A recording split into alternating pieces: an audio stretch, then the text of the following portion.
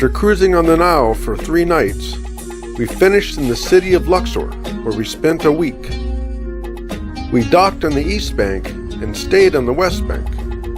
The nearest bridge across the Nile was 3.5 miles away, so we hired a boat to cross for about $4. There is a public ferry, but it's a longer walk with our luggage, and their tourist price for 2 of us was $2, so the private boat was a bargain. The East Bank is the heart of Luxor City, with the airport and railway station.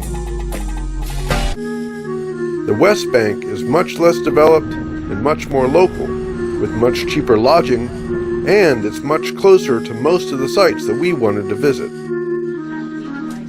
Our immediate neighborhood was rustic, with dirt roads, and at least one set of traditional outdoor clay ovens. There were a lot of guest houses to choose from, and even more under construction. The only pavement was the Riverwalk, which didn't extend very far south, and was full of boats and hawkers constantly trying to sell a ride. While there were spots to get a view of the river and the East Bank, most places were partially or completely blocked by boats. We soon got so tired of it that we avoided the Nile except when absolutely necessary. The only truly peaceful time was at sunrise, and our rooftop had some amazing views.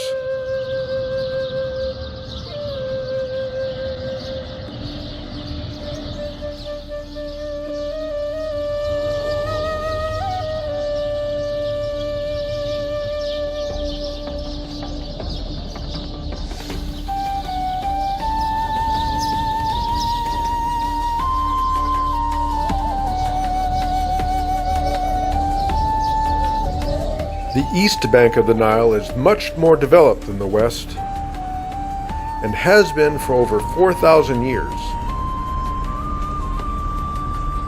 One major ancient site on the east bank is Luxor Temple, which we visited on the last night of our Nile cruise. First constructed 3,400 years ago, it's been rededicated to different pharaohs throughout the centuries.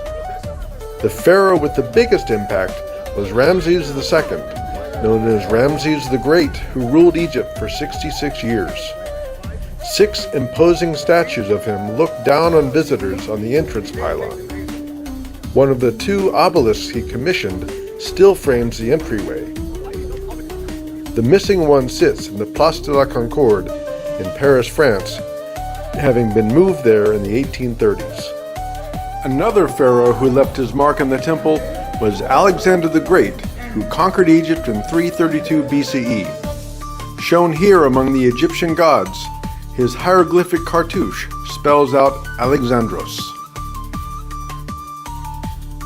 Luxor has been a holy city for 5,000 years. The name is from Arabic for castle or palace, but the ancient Greeks called it Thebes.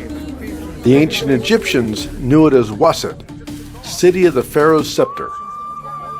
A chapel near the temple entrance was converted to a Roman Christian church, and then later into a mosque, which is still active today. The temple was filled with debris and silt, so that the mosque's door used to be 10 feet up. Leading away from Luxor Temple, the Avenue of Sphinxes runs for nearly 2 miles, terminating in the temple complex of Karnak. The avenue was completed 2,300 years ago and only reopened in 2021 with a spectacular, dramatic recreation of the Opet festival procession.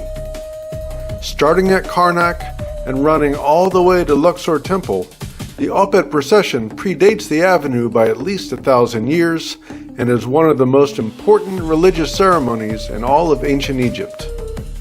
Annually reasserting the divinity of the pharaoh, the festival assures the bounty of the Nile and the stability of Egypt itself for another year. The temple complex of Karnak is the largest in Egypt and one of the largest in the world. Less than half of it is open to the public, and less than half of that has been restored. One entry is from the Avenue of Sphinxes to the Gateway of Ptolemy III. But the visitor entrance is from the west side, past another row of Sphinxes and the first pylon, where you start to appreciate the incredible scale of the place.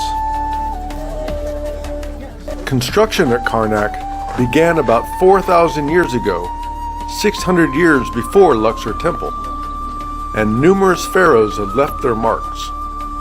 The Middle Kingdom pharaoh, Thutmose III, had a festival hall built around 1450 BCE to celebrate his jubilee. You can still see some of the original colors that used to cover the whole complex. Later, this hall was incorporated into the Opet festival and was converted to a Christian church during the late Roman period. But the temple that's most closely associated with Karnak is the Great Hypostyle Hall. Its 134 columns are 80 feet high and once supported a roof over 1.2 acres in size. Built over 3,200 years ago, it was the largest and most opulent temple in all of ancient Egypt, and was the largest temple in the world by volume for a millennium until the Roman temples were built at Baalbek in Lebanon. One wall in the Great Hypostyle Hall depicts the feast and procession of the annual Opet festival.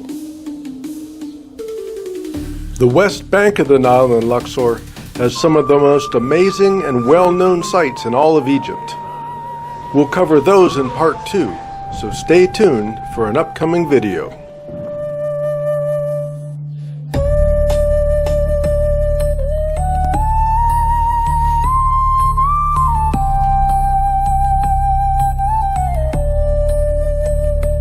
Do do do do.